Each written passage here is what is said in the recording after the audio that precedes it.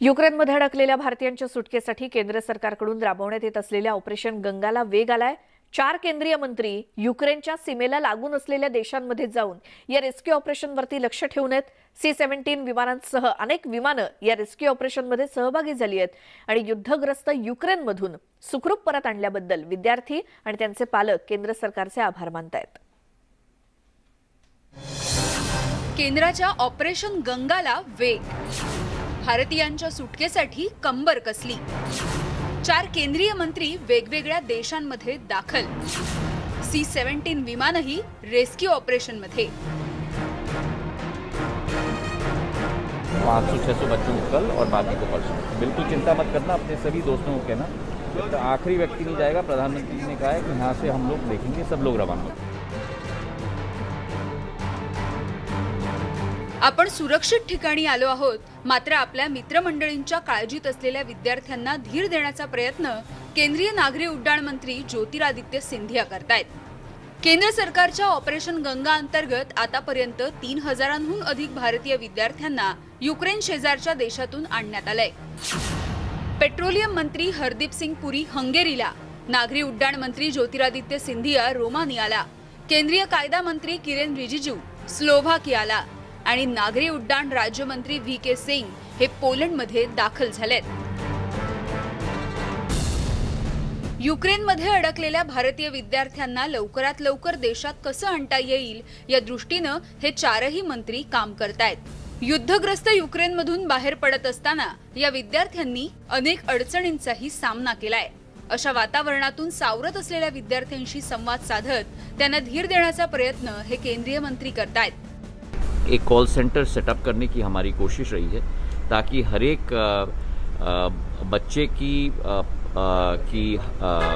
व्यवस्था को हम लोग फॉलो कर पाएं जब तक हम उनको भारत वापस ना भेजें। और दूसरी बात कि हर बच्चे के राज्य की सूची भी हम लोग तय कर रहे हैं, ताकि ये सूचना पूरा हम लोग दिल्ली भेज पाएं, ताकि जो हमारे राज्य सरकार के अनेक भवन हैं दिल्ली में, उनके पास लिस्ट पहुंच पाए, ताकि उसके आधार पे वे एयरपोर्ट पे उनको रिसीव करके उनको वापस घर ले पाए। या व्यतिरिक्त केंद्र सरकारनं भारतीयांच्या सुटकेसाठी C-17 globe master, air India, Indigo, spice jet या विमानांची मदत घेत आहे। पुढील 3 दिवसात 50 विमानांच्या फेऱ्यांद्वारे भारतीयांना परत आणण्याचे प्रयत्न केले जाणार आहेत। विशेष म्हणजे पंतप्रधान मोदींनी रशियाचे राष्ट्राध्यक्ष पुतीन यांच्याशी आणि युक्रेनचे राष्ट्राध्यक्ष झेलेन्स्की यांच्याशी झालेल्या संवादामध्ये भारतीय विद्यार्थ्यांना सेफ पॅसेज देण्याची मागणी करत आपली मुत्सद्देगिरी दाखवून दिली आहे। ऑपरेशन गंगा अंतर्गत मायदेशामध्ये परतलेल्या विद्यार्थ्यांच्या आणि त्यांच्या कुटुंबियांच्या डोळ्यातील आनंदच सगळं काही सांगून जातो। केंद्र सरकारनं आणि भारतीय दूतावासानं केलेल्या मदतीमुळे सुखरूपपणे मायदेशी परतल्याचं हे विद्यार्थी सांगतात। जो भी हमारे लिए किया इंडियन एम्बेसी के लिए, उसके लिए मैं बहुत ज़्यादा शुक्रगुजार हूँ। अगर वो कुछ ना करते तो मुझे नहीं लगता था हम यहाँ पहुँच भी पाते सही सलामत। सच में इंडियन एम्बेसी ने रोमानिया में बहुत कुछ किया है, जिसकी वजह से हम अच्छे एयरपोर्ट पे सिंधिया जी भी मिले हैं। उन्होंने सबको देखा है अच्छे से, कि उनसे पूछा है उनके हाल कैसे हैं, आप ठीक ठाक हैं, और मुझे लगता है हम ना पहुंच पाते। वहाँ से आगे इंडियन एम्बेसी ने बहुत से अच्छे से ख्याल रखा। और एक चीज़ थी कि फ्लाइट मिलना, तो वो एक प्रॉब्लमेटिक थी, फ्लाइट मिल नहीं रही थी बच्चों को, तो फिर भी कैसे वैसे करके हम आ गए यहाँ पर इंडियन एम्बेसी की वजह से। Thank you for that. Bharat माता की जय, भारत माता की जय। युद्धग्रस्त युक्रेनमध्ये अडकलेल्या भारतीय विद्यार्थ्यांचा सगळा प्रवास खर्च हा केंद्र सरकारनं उचललाय।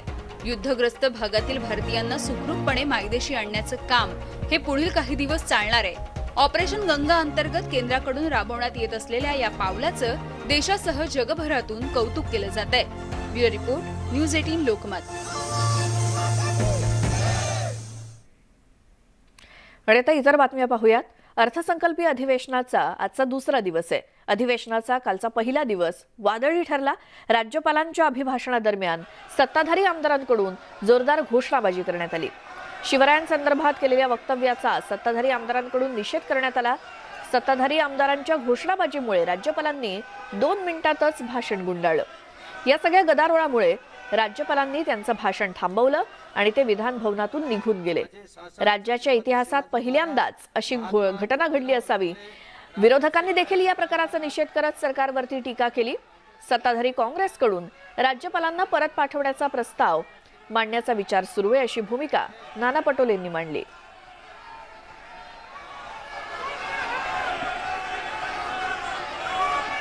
एक तर विरोधी पक्षांनी अशा घोषणा देऊन त्यांचा अपमान करणं हे अयोग्य आहे आणि असं निघून जाणं मधून हे देखील अयोग्य आहे. राष्ट्रगीतासाठी न थांबता असं निघून जाणं मला वाटतं हे एकदमच एक निंदनीय प्रकार घडलेला आहे आणि महाराष्ट्रासाठी हा एक मोठा अपमान आहे. राज्यपाल सरकारच्या वतीनं त्या ठिकाणी भाषण करायला आले होते आणि सदस्यांच्या भावना अतिशय तीव्र होत्या की तुम्ही सरकारच्या वतीनं भाषण करताय, पण तेच सरकार जर दाऊदशरण होत असेल तर हे भाषण कशा करता ऐकायचं, हा सदस्यांचा सवाल होता. त्यामुळे सदस्य एवढीच मागणी करत होते की नवाब मलिक यांचा राजीनामा झाला पाहिजे आणि ही मागणी आम्ही लावूनच धरणार आहे.